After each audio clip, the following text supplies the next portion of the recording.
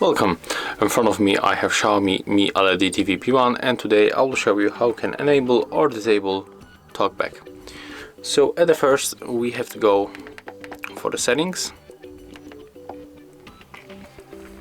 Right now we have to scroll down to the device preferences, scroll down again until you find accessibility. Right now let's go for the services and pick TalkBack. Right now let's enable this option, click OK to confirm. Right now when we scroll TalkBack on, settings. As you can hear, that's how it works. When you scroll for the configuration, Enable, on, switch, configuration. Press select to activate. So as you can hear, that's how the TalkBack feature works. When you want to turn it off, just Enable, on, switch. Just Press go for the select to switcher activate.